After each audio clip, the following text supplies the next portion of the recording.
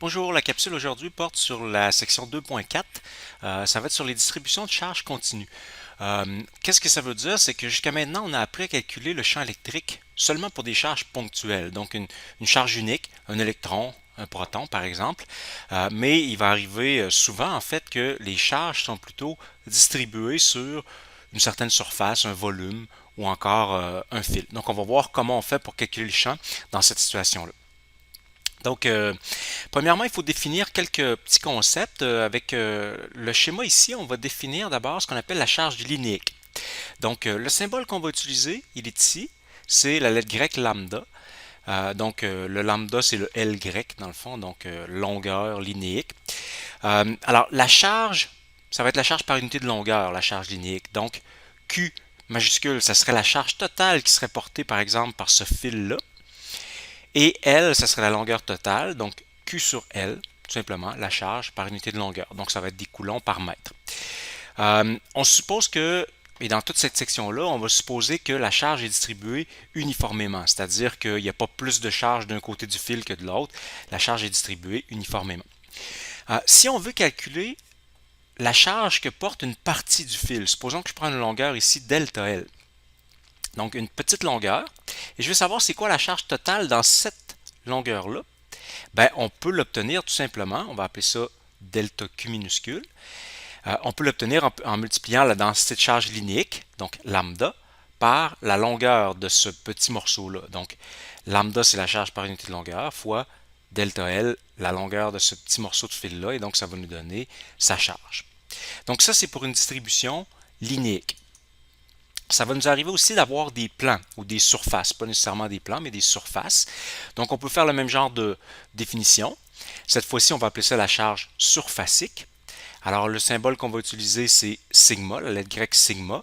Encore une fois, la logique, c'est que sigma, c'est le S grec, donc surface, sigma.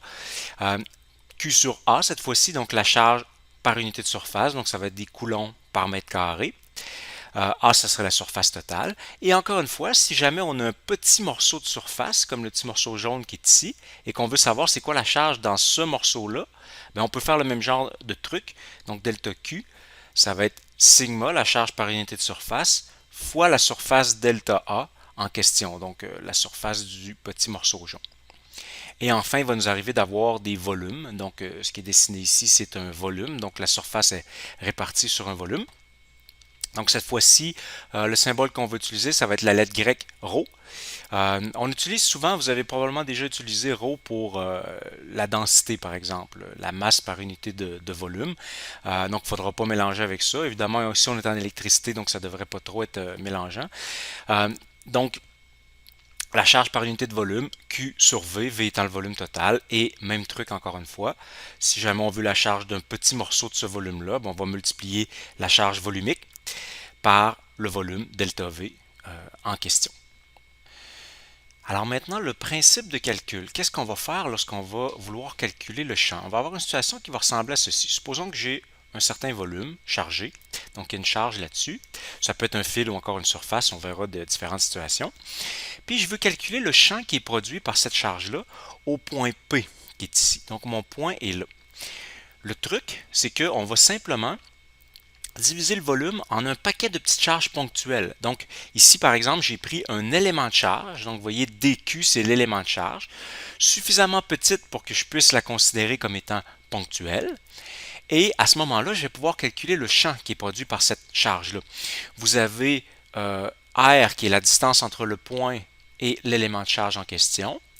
UR, notre vecteur unitaire, comme on a vu, c'est toujours un vecteur qui pointe de la charge qui va créer le champ vers l'endroit où on va créer ce champ-là. Donc le vecteur UR est comme ça. Et puis ensuite, au point P, on va donc avoir un élément de champ, DE, qui est créé par cet élément de charge-là. Et on peut le calculer en utilisant la formule pour une charge ponctuelle, puisque elle est ponctuelle, elle est toute petite. Donc on fait K fois la charge, donc K fois dQ, sur R carré fois UR pour nous donner la direction. On peut aussi évidemment, comme j'ai dit au dernier chapitre, K, on peut le remplacer par 1 sur 4 pi epsilon 0. C'est la même constante, en fait. Donc, parfois, on va utiliser, en fait, souvent, on va utiliser plutôt cette constante-là que la constante de Coulomb. Donc, on calcule le champ au point P produit par cette charge ponctuelle-là. Alors évidemment, ça ne va pas nous donner le champ total qui est produit, mais seulement le champ qui est produit par ce petit élément de charge-là. Maintenant, ce qu'on doit faire, c'est faire la somme. Donc, faire la somme de tous les champs produits par les différents morceaux de charge, et ça va nous donner le champ total. Donc, le principe, c'est de faire une somme, c'est une intégrale. Donc, on prend la formule qui est ici pour une charge ponctuelle et on va faire la somme, c'est-à-dire l'intégrale sur toute la surface qui est ici. Vous voyez, je n'ai pas mis de borne à l'intégrale parce qu'en fait, on va voir que ça va dépendre de la forme qu'on a en question. Le but, en fait, c'est de faire la sommation sur tout le volume ou toute la surface ou encore toute la longueur si on a plutôt un fil pour pouvoir avoir le champ total. Alors maintenant, pour le reste de la capsule, je vais faire 3 exemples différents. Donc, ça va être des exemples appliqués en commençant par un exemple de votre volume. Donc, ici, on a l'exemple 2.5. C'est un fil. Donc, les données sont ici. On a un fil de 20 cm de longueur qui est uniformément chargé. La charge linéaire, on l'a ici. Donc, moins 2,6 microcoulombs par mètre. En fait, donc, c'est la charge par unité de longueur. Ensuite, on nous demande de calculer le champ électrique au point P. Le point P est illustré ici sur le schéma, qui se trouve à une distance D de 10 cm du fil. Donc, on a 10 cm ici et la longueur du fil, ça sera 20 cm. Donc, voilà la situation. Charge uniforme. On cherche ensuite le champ au point P. Alors, comment on va s'y prendre? Le principe, c'est de diviser notre fil en un paquet de petits éléments de charge, comme on a vu. Mais c'est nous qui décidons quels éléments de charge on va prendre. Et pour décider qu'est-ce que c'est comme élément de charge, ça dépend toujours de la géométrie du problème. Ici, on a un fil, par exemple. Donc, ce qu'on va faire, c'est qu'on va prendre un élément de charge. Tiens, je vais le mettre en rouge pour qu'on le voit un peu mieux. Un élément de charge, ça va être une certaine longueur du fil. Donc, je coupe un morceau de fil. Et comme je suis sur l'axe des X, la longueur de cet élément de fil-là, je vais l'appeler dx. Alors bien sûr, on a donc, c'est pas encore un élément de charge. Pour l'instant, c'est un élément de longueur. Alors justement, on va pouvoir le transformer tout à l'heure en élément de charge.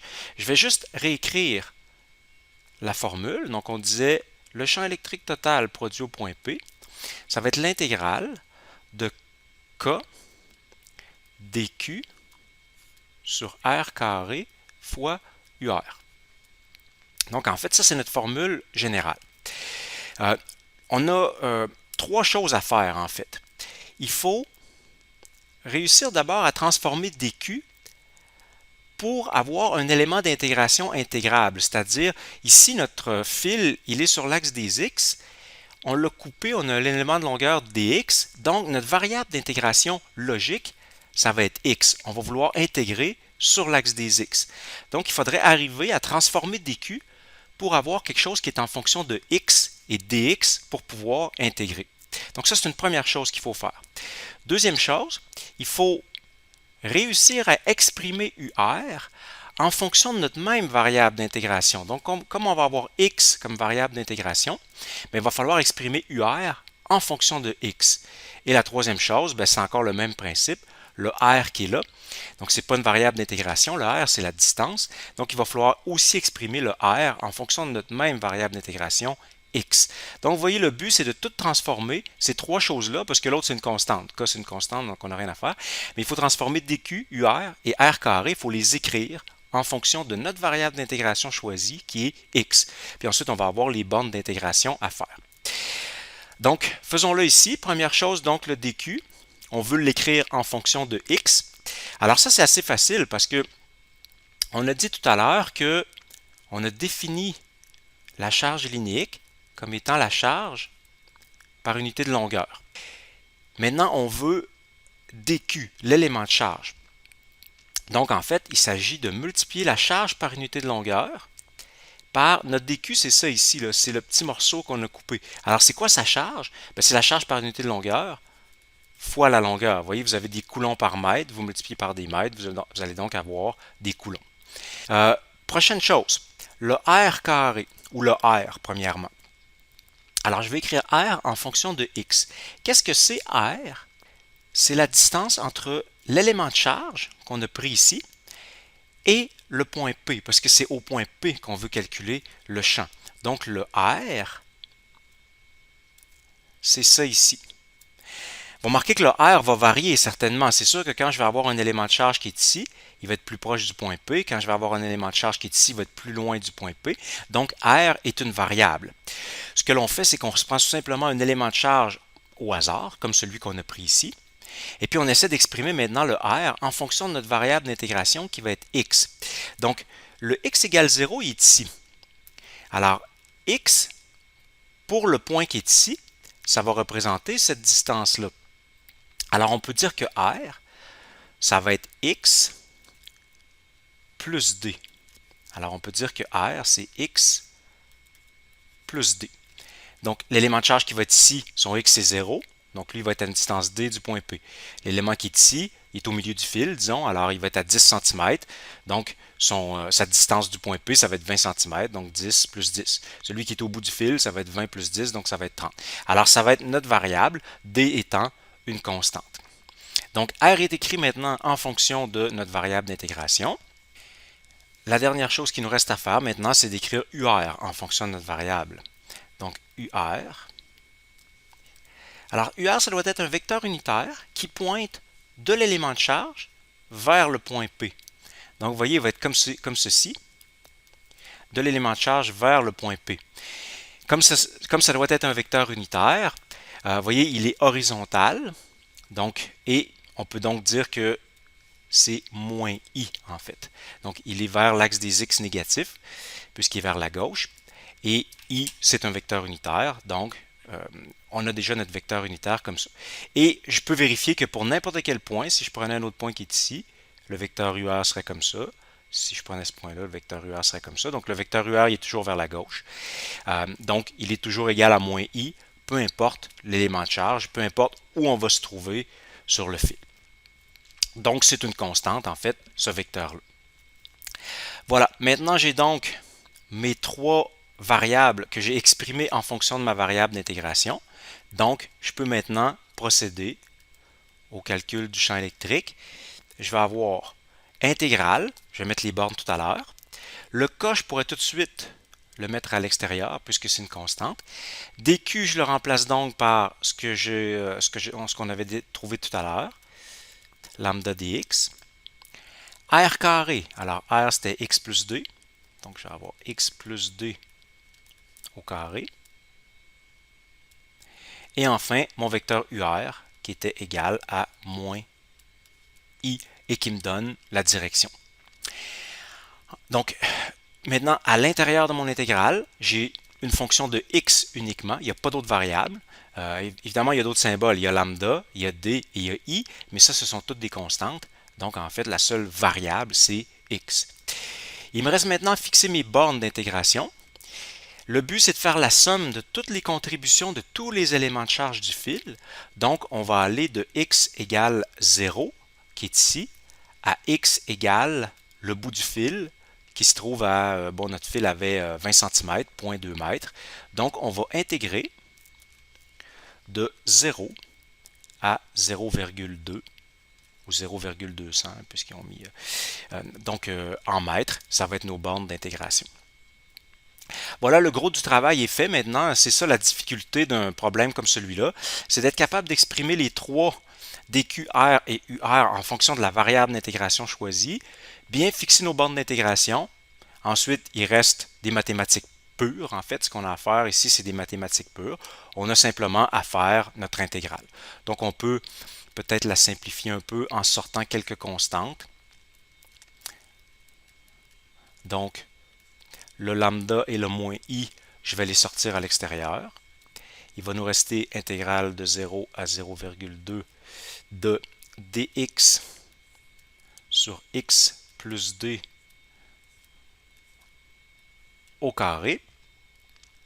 Alors, ça donne que c'est une intégrale qui est quand même assez simple à faire, mais on va voir en fait des techniques, là, si vous ne vous rappelez plus comment intégrer ou si les intégrales sont difficiles. Dans ce cas-là, k lambda moins i, Ça, c'était mes constantes. Et vous voyez ce que j'ai au dénominateur, il n'y a rien avant du x, donc c'est 1x. Et puis ici, on a un carré. Donc en fait, ce qu'on va avoir comme résultat, ça va être moins 1 sur x plus d à la 1. À ce moment-là, vous vérifiez bien que si je dérive, par exemple, comme c'est x plus d à la moins 1, bien, ça va faire moins, ça va annuler celui-là. Puis ensuite, on va avoir x plus d à la moins 2, donc exactement comme on avait ici. Donc c'est ça le résultat de l'intégrale. Puis ensuite, on va aller de 0 à 0,2. Maintenant, bon, le reste, c'est assez facile. Il s'agit de remplacer par les valeurs. Donc, le x va prendre sa valeur, le k, le lambda également. Et puis ensuite, on fait le calcul. Et le calcul donne 1,56 fois 10 exposant 5 newton par coulomb. Et ça, c'est selon le vecteur I. Une dernière chose, une fois qu'on a fait le calcul, on vérifie que ça a du sens. Alors évidemment, pour l'instant, vous ne connaissez pas vraiment les valeurs qui ont du bon sens, disons, pour le champ électrique. Là. Par contre, on peut au moins vérifier la direction. Donc, c'est selon le vecteur I positif. Alors, si on revient ici en haut dans le schéma, notre fil était chargé négativement, c'est encerclé ici, là. Donc il était chargé négativement et une charge négative va produire un champ électrique qui va vers elle, parce que si on mettait une charge positive au point P, elle serait attirée par le fil, donc le champ électrique doit être vers la droite. Donc ça a du sens qu'au bout du compte, on trouve un champ électrique qui soit dirigé vers la droite. Alors, je voudrais faire un autre exemple maintenant avec encore un fil. En passant dans l'exemple qu'on vient de faire, bon, ça a donné que l'intégrale était relativement simple. On va avoir des cas où l'intégrale, du point de vue mathématique, est plus difficile à faire et on va voir comment s'en sortir dans ce cas-là. Donc, je vais faire encore un autre exemple avec un fil. La configuration est juste un petit peu différente. On a encore notre fil ici. Cette fois-ci, vous voyez, on a placé l'axe des x, y en plein centre du fil. Cette fois-ci, je ne mettrai pas de chiffres, donc on va garder des lettres. Donc, ça va être algébrique. On a les données qui sont ici. On dit que le fil, il y a une longueur L majuscule, et puis il va porter une charge Q majuscule. Donc ça, c'est des données, mais on va les garder sous forme algébrique. Et la question, cette fois-ci, au lieu d'être à gauche du fil, on va vouloir calculer le champ électrique au point P, mais cette fois-ci, le point P il est au-dessus du fil.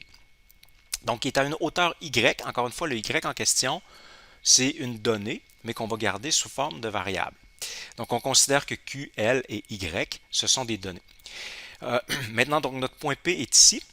Et on fait la même chose. Donc, c'est toujours la même technique. On prend un élément. Alors, c'est sûr que la configuration ici, la géométrie est linéaire. Notre fil est sur l'axe des X. Donc, en fait, on va scooper un élément de charge qu'on a ici, dQ, qui va avoir une longueur dx, comme tout à l'heure. Et encore une fois, ça va être x, notre élément d'intégration, ou notre variable d'intégration plutôt, puisqu'on va parcourir, on va additionner la contribution de chacun des éléments sur la longueur du fil.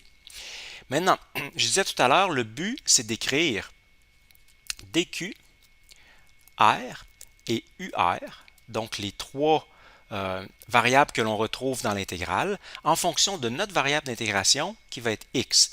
Alors, pour ce qui est de dq, c'est comme tout à l'heure, ça n'a pas changé, puisqu'on a encore un élément de longueur dx, et puis la charge par unité de longueur, c'est lambda.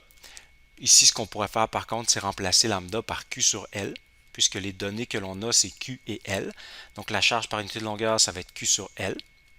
Et puis ensuite, on multiplie par la longueur de l'élément, et ça va nous donner la charge de cet élément-là. Encore une fois, q et L, c'est des constantes, donc ça va. Donc la seule variable, ça va être dx. Donc ça va être notre élément de charge qui est ici.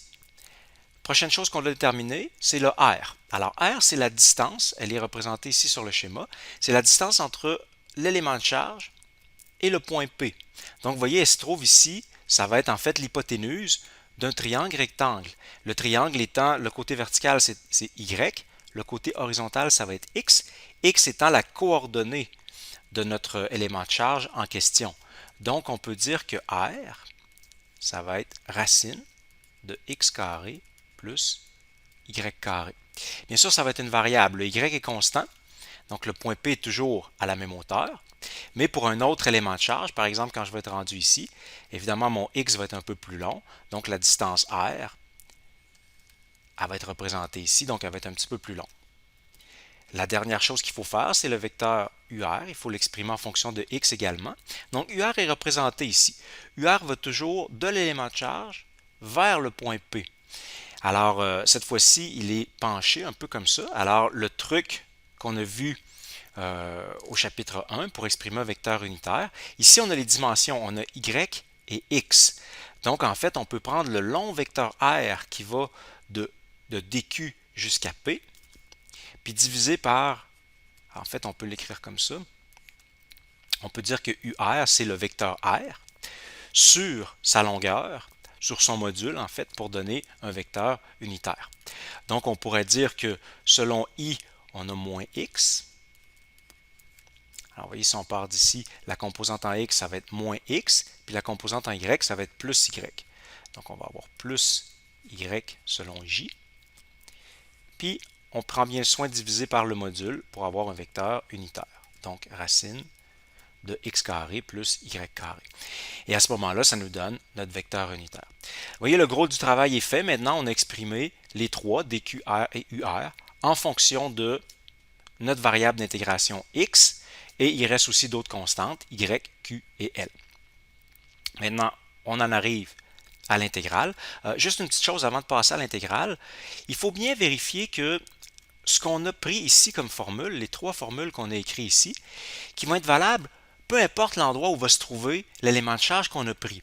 Par exemple, si je me prends un élément de charge un peu plus proche de l'axe des x, à ce moment-là, ça va fonctionner aussi. Vous voyez, le vecteur UR, il va être comme ça. Le x, il va être ici. Mais je vais avoir encore mon R qui va être comme ça. Donc, tout va fonctionner. La question qu'on peut se poser, par contre, si je me mettais de l'autre côté, donc parce que mon fil, je vais l'intégrer sur toute sa longueur, donc je vais parcourir le fil au complet. Donc, je vais certainement avoir un élément de charge à un moment donné qui va être de ce côté-ci. Et donc, lui, son vecteur UR, il va être comme ça ici. Le R, il va être ici. Je pourrais le faire en pointillé. Ça serait mon R. Puis le X, il serait ici. Donc, je peux me poser la question, est-ce que les formules que j'ai écrites ici vont fonctionner aussi? Donc, pour DQ, ça va. Ça, c'est sûr que ça fonctionne. Pour le R, ça va marcher aussi parce que vous voyez, le X va être négatif. Quand on va être à gauche, c'est sûr que le X va être négatif. Par contre, comme on le met au carré dans la formule, ça n'a pas d'importance. Ça va donc nous donner la bonne valeur de R.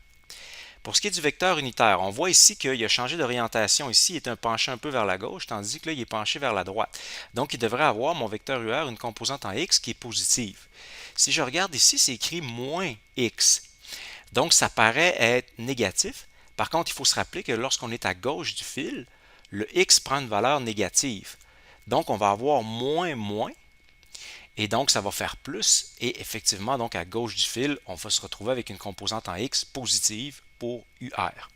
Et encore une fois, au dénominateur, comme le X est au carré, ben, le signe n'a pas d'importance. Donc, vous voyez, en fait, les trois formules vont fonctionner sur tout le fil, qu'on soit à gauche ou à droite. Alors, maintenant, je vais aller écrire ma formule pour le champ électrique. Donc, on va dire le champ électrique total qui est produit au point P. Ça va être l'intégrale de K, alors ça c'est notre formule générale, K dQ sur R carré fois UR. Et maintenant, on remplace par, alors je sors le K, dQ, on a dit que c'était lambda dx. R au carré, donc ça va enlever la racine, il va nous rester x carré plus y carré. Et le UR, alors on avait moins xi plus yj sur le dénominateur qui est racine de x carré plus y carré. Il me reste aussi à fixer les bandes d'intégration. Alors, c'est x la variable. On va intégrer, le fil est ici à gauche, là. On va intégrer d'une extrémité à l'autre du fil. La longueur du fil, c'est L. Donc, on peut dire que x va varier de moins L sur 2 jusqu'à plus L sur 2. Donc, ça va être nos variables, nos bornes d'intégration. Alors, on peut simplifier un petit peu notre intégrale à cause du dénominateur. Vous voyez qu'on a quelque chose qui se ressemble au dénominateur ici. En fait, on a x carré plus y carré à la 1 et x carré plus y carré à la 1 demi. Donc, si on les multiplie ensemble, ça va faire 3 demi. Il va falloir aussi séparer le i et le j.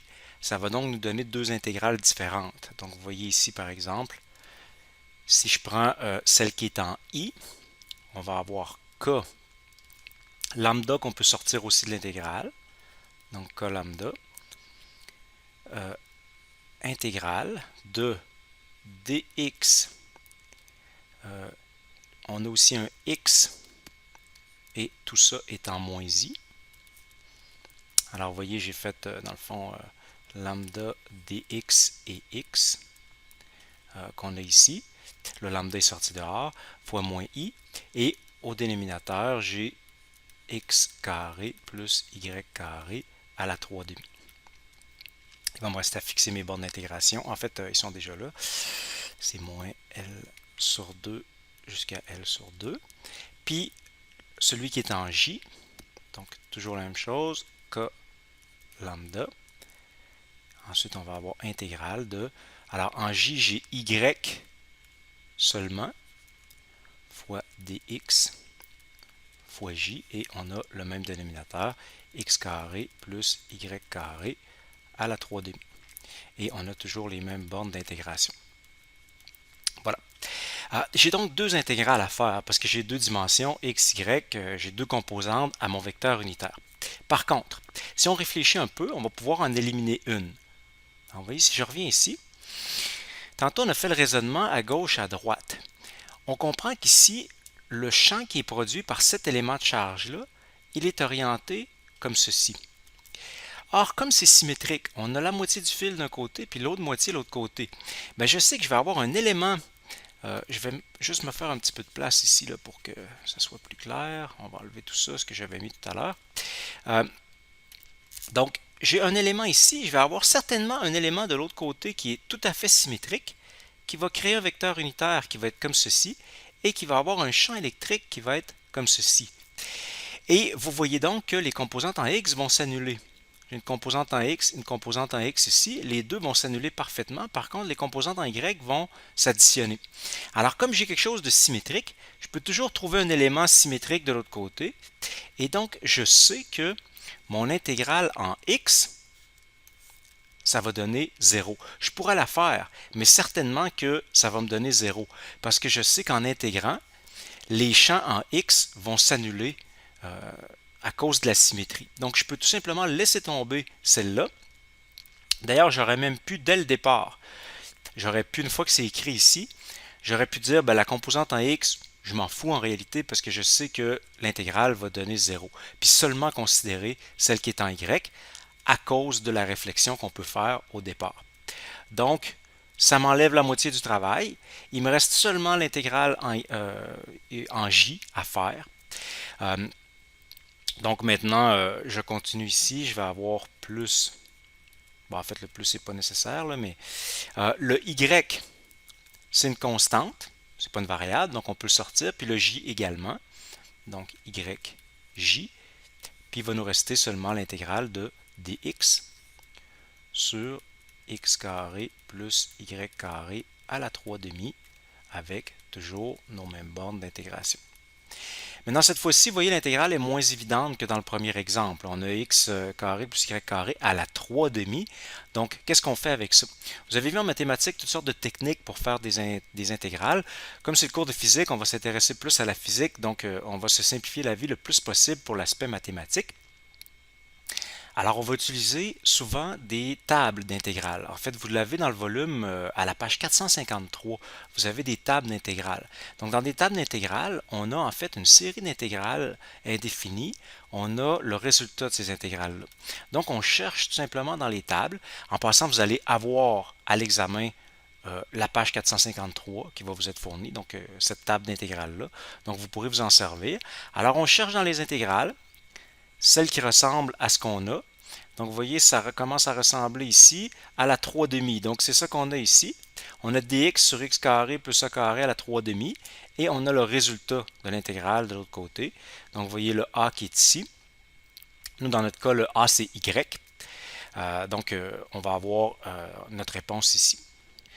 Alors, on revient ici remplacer notre intégrale parce qu'on a trouvé dans la table. Donc, k lambda y j, je répète ce qui est ici. Et puis ensuite, l'intégrale nous donnait donc x sur y au carré racine de x carré plus y carré. Et ça, on intègre ça de moins L sur 2 à L sur 2. Alors voilà, cette étape-là, maintenant, on remplace le x par L sur 2. En fait, on fait nos bornes d'intégration, puis on simplifie. On a un petit peu d'algèbre à faire pour simplifier la formule finale.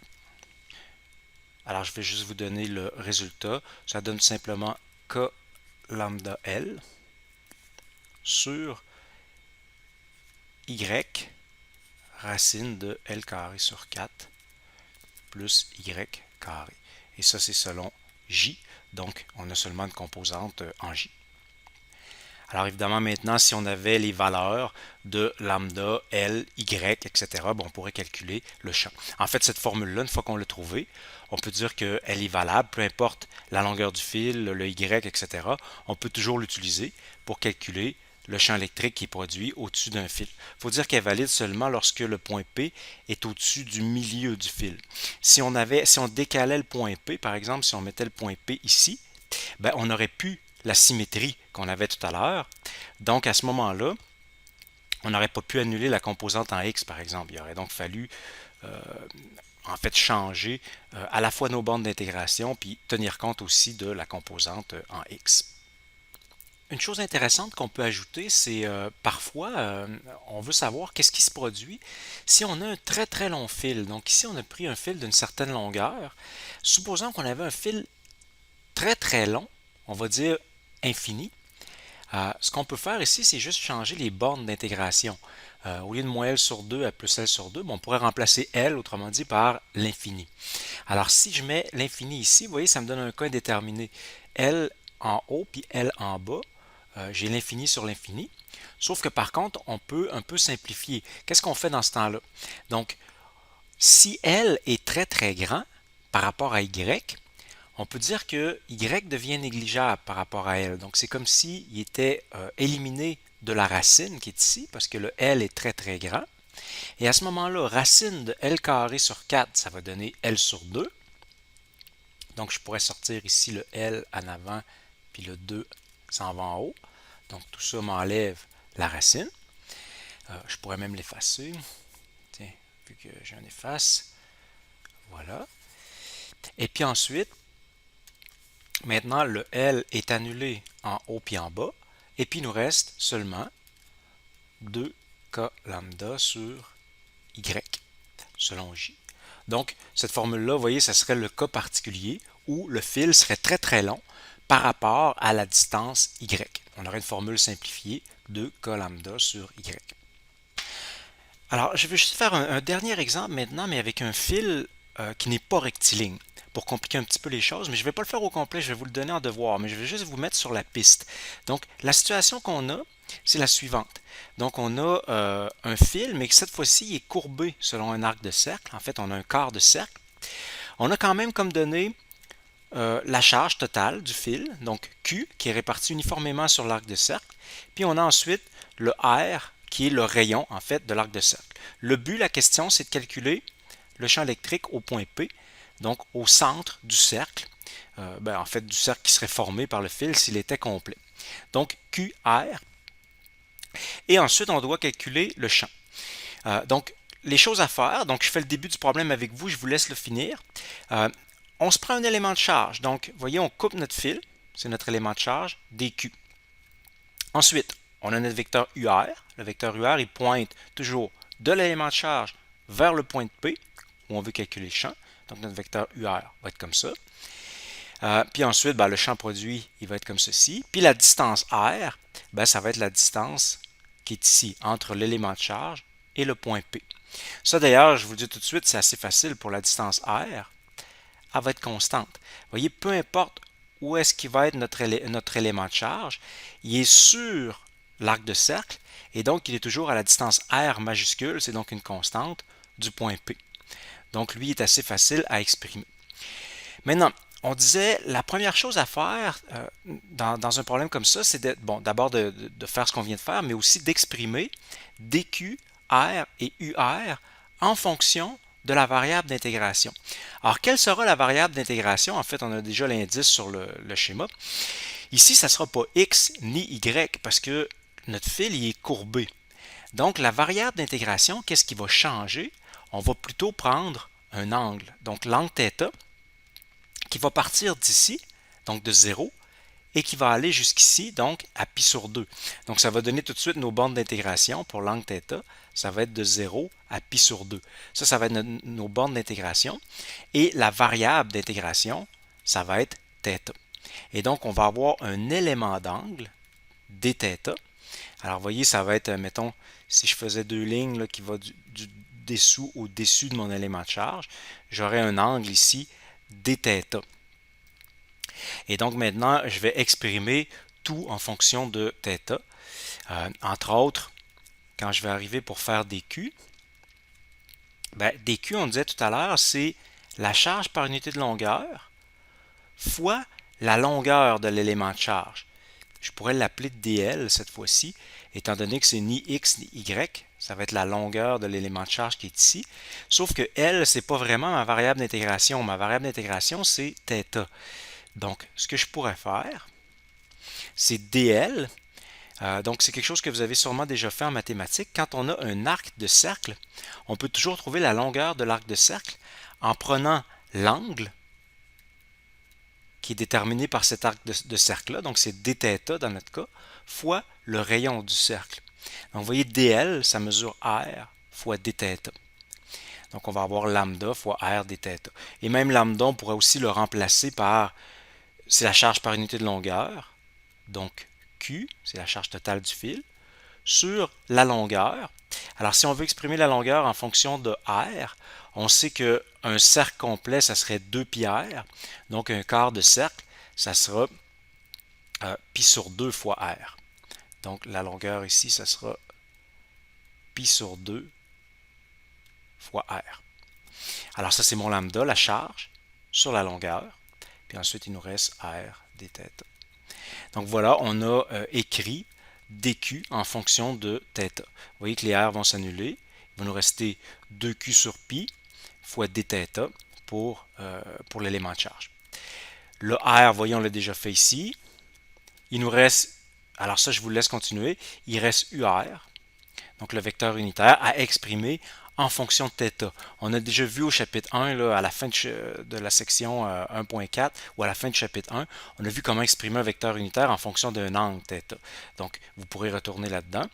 Et puis ensuite, on va tout mettre ça dans notre intégrale et il va rester à faire les mathématiques.